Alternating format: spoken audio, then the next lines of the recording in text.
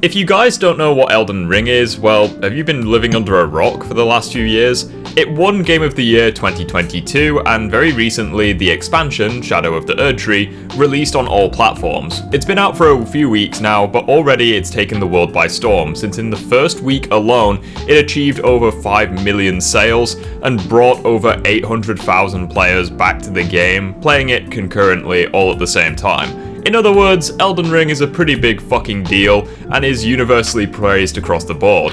However, with it being a Souls-like game, obviously not everyone is going to enjoy it, with Harman Smith, aka the Nintendo Fanboy, having a very strong opinion on the game and its expansion, claiming how Legend of Zelda Echoes of Wisdom is going to dethrone it, and how these Souls games could never compete with Nintendo. Basically what you'd expect from a fanboy. With that being said though, guys, let's get into it. So last year, Tears of the Kingdom outdid Elden Ring and Baldur's Gate 3 without even trying. Well, that's funny because Elden Ring won Game of the Year in 2022 and Baldur's Gate 3 beat Tears of the Kingdom in Game of the Year 2023. I know, you may think it's foolish of me to emphasize the Game Awards this much, but I am fully aware that they are irrelevant. It's just a nice thing that people do for fun. But do you want to know who does watch the Game Awards and does take it seriously and was very fucking upset when Tears of the Kingdom lost last year? Right, it was a 10 out of 10 title that innovated and improved on Breath of the Wild in every single way. Tears of the Kingdom was so similar to Breath of the Wild that it was originally intended to be a DLC for the game. So, no, I would disagree that it innovated in every single way. And let's be honest, the only reason you think it's a 10 out of 10 game is because it's a Switch exclusive, and for literally no other reason. It was a phenomenal experience, and a very impressive Zelda game. Yes, Tears of the Kingdom was a very good game, and yes, it was a very good Zelda game, but you are lying to yourself if you think it did more for the Legend of Zelda franchise than Elden Ring did for the Souls franchise. But the narrative, after the game came out, or even before the game came out, was that it's just a rehash, it's the same thing over again, it's it was a cope. How is it a cope if the game was originally intended to be DLC for Breath of the Wild because it was so fucking similar to that game? How is that a cope if the developers themselves say that? I mean, we know that you ride Nintendo's meat every opportunity you get, so why are you going against your masters like this? Even then, even pre-release, the idea that this game was going to bomb was laughable. Yeah, I would agree. The idea that Tears of the Kingdom was going to bomb is indeed laughable. It was a sequel to one of the best-selling games in recent memory, especially since Breath of the Wild, I think, was a contender for Game of the Year in 2017. Again, I'm aware that Game of the Year doesn't fucking matter, but it matters a lot to this guy. So I'm trying to, speak his language, as much as it's killing my chromosomes to do so. And now, a year after launch, seeing how it's retained its relevancy far more than games like Elden Ring or Cyberpunk 2077 or Baldur's Gate 3. Whoa, you're telling me that one of the most well-known, oldest IPs in all of gaming is outperforming relatively new IPs that didn't perform as well? Wow, cry me a river, dude. Do you want a medal for that? Although, on a serious note, let's take a look at those free games that he brought up. Despite Cyberpunk 2077's disastrous launch, it still sold 25 million copies and there are over 20,000 people playing it on Steam concurrently right now. Despite being a relatively dead franchise, Baldur's Gate 3 not only outperformed Tears of the Kingdom, winning Game of the Year, however it also sold 15 million copies and has over 75,000 players playing it on Steam concurrently right now. Elden Ring not only won Game of the Year 2022, however it also sold over 13 million copies worldwide. Its DLC, Shadow of the Erdtree, sold 5 million copies in the first week alone, which is insanely impressive, especially for a relatively new IP, and there are nearly 250,000 players playing it concurrently right now on Steam. Are you getting a picture here? And keep in mind that the games that he brings up to try discredit anything that isn't Nintendo, they are all multi-platforms, meaning that there are more people playing it right now than just what I'm showing you, because what I'm showing you are the Steam charts, which is just PC, not taking into account PlayStation or Xbox. Now obviously some of those games might not be available on PlayStation or Xbox, but the point still stands. these free games are juggernauts. I don't know why you would use them to try discredit gaming and to try prop up Tears of the Kingdom. Right. Baldur's Gate 3 came out after Tears of the Kingdom, and yet is less relevant than Tears of the Kingdom is. Like, well, that's funny because me and you both remember that Baldur's Gate 3 won Game of the Year 2023, and Tears of the Kingdom didn't. Cry me a river. You can see that Tears of the Kingdom is here to stay, and it is an iconic Zelda game that will grow in popularity and relevancy for all time. Well, until Nintendo introduces a new gaming console, in which case Tears of the Kingdom will be lost to the pages of history. Because obviously there is a very good way of preserving games, but we all know that you don't like emulation all that much. So PC gaming could preserve Tears of the Kingdom for all time. But I don't think you're gonna like that. Right. The cope that people had right out of the gate in regards to this is just nothing but copes. The cope is nothing but cope, my fellow cope. Don't you understand my cope? I'm coping that Zelda is getting not as much attention as these other cope games. Cope harder. Right. Whenever you see people complain about the UI or complain about the structure or complain about like the fact that it's a sequel, like they're just coping. The cope is the cope. My god, won't the cope stop? Please stop the cope. My god, I'm gonna vomit. That was cringy as shit. The point I'm trying to make here is that you're using cope so much as if it's such a big fucking deal.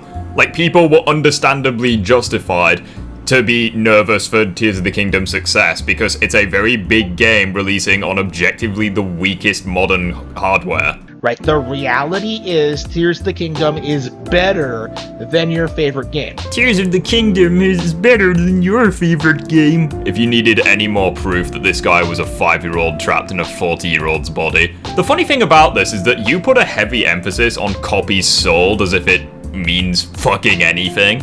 And the hilarious thing about that is that Cyberpunk, a game that you're using to try prove a point, has sold more copies than Tears of the Kingdom. Right. And right now, people are scrambling to try and damage control that. Tears of the Kingdom has not sold as many copies as Cyberpunk 2077, and Elden Ring is much more relevant right now than Tears of the Kingdom is because obviously its DLC dropped recently. This is not damage control, this is just common sense. When new content for a game comes out, obviously a spike in popularity is gonna happen. This happens with literally everything. No one's trying to pull a fastball on you, you're just naturally blind. They're doing everything they possibly can to write this game off and ignore it and like pretend it's not a big deal, but... I mean, it lost Game of the Year to a relatively niche gaming title, so... yeah, is it really all that relevant? One of the things they really clung on, the thing that they really emphasized, is that like, I don't want to play Breath of the Wild again! When Tears of the Kingdom is literally confirmed by the developers to originally be a DLC for Breath of the Wild, they are very justified in thinking that. You can cope all you want, it doesn't change the developer's intention for the game. Like, I own that game already! Like, it wasn't good to begin with, but I don't want to play it again! Like, they really emphasized the fact that Tears of the Kingdom was a sequel to Breath of the Wild. Like, oh, we didn't get anything new. Yeah, people were emphasizing it was a sequel because it was a fucking sequel, you nitwit. Like, what do you expect? Not to mention that just like God of War Ragnarok, it was a very safe sequel because once again, it was originally supposed to be DLC for Breath of the Wild, a 7-year-old game. When are we getting a new top-down Zelda? When are we gonna play as Zelda? Like, Nintendo's not giving us what we want.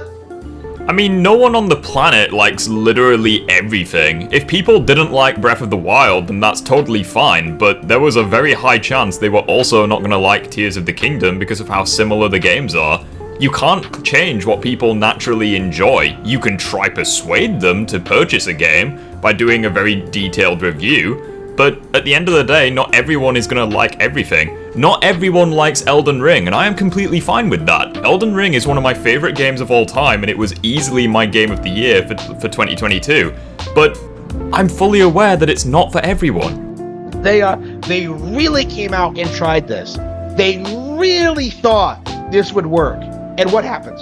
Nintendo announces The Legend of Zelda Echoes of Wisdom, like September 27, 2024. You know, a little over a year after Tears of the Kingdom, right? After all that time, all that effort, all that damage control for Tears of the Kingdom, Nintendo puts out a sequel in Echoes of Wisdom before quicker than FromSlot was able to put out a DLC for their only relevant game. Wow, dude, that's crazy that a multi-billion-dollar company with nearly 8,000 employees can outperform and work faster and more efficiently than a non-billion-dollar company with less than 400 employees. Wow, do you want a fucking lollipop for pointing out the obvious? Although I would like to point out that a game being announced and releasing very, very soon is not actually a good thing. Because Breath of the Wild, Elden Ring, Tears of the Kingdom, they all had very long development cycles, whereas Echoes of Wisdom seemingly isn't having this. Which either screams red flags or screams that it's going to be a spin-off, kinda like Mario Kart. But either way, it's not exactly a flex given how big Nintendo is. However, the funniest thing about this is that even though the companies are miles apart when it comes to size, money, resources, all the rest of it, Shadows of the Erdtree, with the amount of content it gives to Elden Ring, it might as well be its own standalone game. And the funny thing is that it was in development for less than 2 years, so it's still very impressive that Elden Ring was able to pull it off. Like, can you really process how insane that is? That Echoes of Wisdom came out quicker than Shadows of the Erdtree did for Elden Ring. Dude, you could not ride Nintendo's meat any harder. Oh wow, Nintendo has more resources and more employees and much more well-known IPs. And wow, it's incredibly impressive, isn't it, that it can create games faster than small, relatively insignificant companies by comparison. No fucking shit! It took you longer to wait for a DLC than for Nintendo to release an entirely new game in the same series. To be honest, I'd still argue that Elden Ring is far more relevant than The Legend of Zelda is, even though you had to wait more time for its DLC. Like, when Elden Ring came out, no one was talking about Breath of the Wild by comparison. And when Baldur's Gate 3 came out, people didn't talk about Tears of the Kingdom as much. Like, I hate to break it to you, buddy, but a platform that only has Nintendo exclusives, funnily enough, not as many people are gonna be praising it. Right. That is insane to me. Even if you, believe that, Elden Ring is better than Tears of the Kingdom, it's not. I mean, one of those games outperformed God of War Ragnarok at the Game Awards, which is a juggernaut in the PlayStation industry, and the other one got totally humiliated by a relatively obscure IP. The sheer fact of the matter is that, Echoes of Wisdom is coming out, is a completely new novel game with completely new mechanics, with a completely different feel, with is a new thing. £10 says you're wrong. Let's shake on it. And Shadows of the Erdtree simply can't compete with that. Are you seriously trying to flex this? Oh wow, a DLC for a game that has been out for less than 3 years can't compete for a brand new game for one of the oldest IPs in gaming history. Again, dude, do you want a lollipop for pointing out the obvious? Although the funny thing is that I feel like Elden Ring would still be more relevant than Echoes of Wisdom. And because Zelda is a better IP than Elden Ring in general, the base game Elden Ring can't compete with that either. Well, Elden Ring won Game of the Year, and Tears of the Kingdom didn't. So, yeah, cry me a river. You guys may think it's ridiculous how many times I'm bringing up the Game Awards, but Harman Smith religiously watches it, and I don't. So I think it's pretty fucking funny bringing it up constantly. So again, it's kind of the Palworld thing all over again, right? Dude, however, how many months has it been, and you're still crying over Palworld's success? It is a completely brand new IP that, yeah, sure, it's quite similar to Pokemon, but it's not Pokemon at all. One of them is an RPG, one of them is a shooter open world, just because they have Pokemon elements. The funny thing about this is that Palworld was by no means a flop. It sold 8 million copies worldwide, and there are still over 45,000 people playing it on Steam. Not to mention that at its all-time peak, over 2 million people were playing it on PC alone. That is insane, and it easily trumps anything that Nintendo has done. It's not enough for Palworld to sell 20 million copies, right? At a reduced price, right? It's not possible to surpass Pokemon by doing that. Well, that's a lie, since in a matter of months, Palworld literally did outsell Pokemon Scarlet and Violet, and despite Sword and Shield being out for a couple of years now, Palworld is very close to outselling that as well. Like, what you're gonna have to do is have annual releases sell that much for 20 years, you know, have a popular animated series, have merch, have like comic tie-ins, have like spin-off series. Like, again, or you can do what they did and just release one game and have it naturally overtake Pokemon without needing an animated series or any of that shit. You have to compete with the biggest brand in the world. Like, I don't understand what's so difficult to understand about this, but like, again, I mean, it literally did overtake the newest installment from one of the biggest franchises in the world. That's an incredible feat and no one can deny that. You don't believe me? Here, I'll put it on the screen again. There you go. Sold more copies than Scarlet and Violet, despite only existing for a few months. Palworld was doomed to failure. Like, it was never going to compete with Pokemon. Well, that's funny because it literally did beat Pokemon this year, so cry me a river. Like, yeah, long term was obvious. Like, I think even hardcore fans were saying that, but like, Palworld was doomed to failure, yet in the long term it was obviously going to surpass one of the biggest IPs on the planet.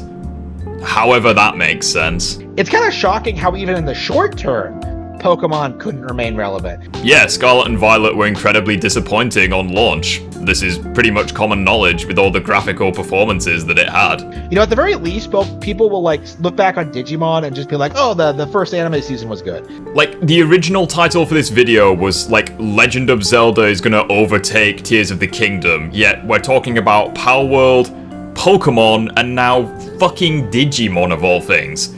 This is why you script your videos or don't do it all in one take. Like, people can look back on franchises like those and just be like, oh yeah, that there was a period of time where like it was competing with Pokemon in this way or this capacity for a very short period of time. I mean, even to this day, Palworld has still sold more than Scarlet and Violet, so that's a terrible argument. Palworld never had that relevancy. Yeah, you sure about that? Right, it had the 2 week, like, it was a 2 week it was a flavor of the 2 weeks, right? It only lasted 2 weeks. It wasn't a full month. Well, that's funny because on PC alone, nearly 50,000 people are still playing it on a daily basis. So, yeah, I think it lasted much longer than a month. It was 2 weeks. Like, it had a 2 week period where everyone was pretending it was like the greatest thing ever, that it was going to surpass Pokemon. Once again, Palworld did outperform Scarlet and Violet in terms of sales, and hell, probably reviews as well, which is insanely impressive given all the free handouts that Nintendo games get nowadays. That it was way better, that Nintendo was doomed, that they did not plagiarize models. They did. I mean, you have Pokemon in black and white that literally are ice cream cones. So, did Pokemon plagiarize ice cream? Like, that it wasn't a rip-off of Pokemon, it was. It was a rip-off of Pokemon despite the fact that they were entirely different genres. However that works. They spent like all that time like shilling for this mid-video game only for it to get wrecked. The only thing that Scarlet and Violet has wrecked is the average frame rate limits for the Nintendo Switch. Looks now, like comparing Echoes of Wisdom to Shadow of the Erdtree, yeah, Shadows of the Erdtree is absolutely in the same boat. Elden Ring sucks because I say so, and literally no other reason. Again, you might think it's brave of me to humor this idea for as long as I have, but that's really all it comes down to. Elden Ring sucks because I hate it and because it's not a Nintendo exclusive. That's literally it. Right. This is a DLC that only appeals to hardcore fans of Elden Ring, which are probably like, there's probably only like 500,000 of them. Yeah, you were a little short there, buddy. Like worldwide, realistically. 500,000 people, playing this game, like pretending it's good, pretending the lore is interesting, pretending it's difficult. Elden Ring is difficult. Like, please tell me you're not gonna argue that. I mean, by all means, pretty much all of your other arguments are dog shit, so by all means, please argue that Elden Ring is an easy game. Anyways, guys, this is pretty much where I'm gonna end the video. There's not much that he says that's actually relevant. All he does is just whine and bitch about, oh, Elden Ring's fan base is so toxic, the game's so hard and it's boring, and he basically rambles on about how apparently Elden Ring cannot contend with Nintendo, how Pokemon is gonna outdo it. Zelda's gonna outdo it, Mario's gonna outdo it. Basically the same Nintendo fanboyism that you would expect from Harman Smith. So I'm gonna save mine and your brain cells by not indulging in watching in that dog shit. If you enjoyed the video, feel free to give it a like, subscribe to the channel, it really helps, join the Discord server down below, and feel free to recommend other videos you want me to react to in the future. Have a nice day guys, and I'll talk to you all in the next one.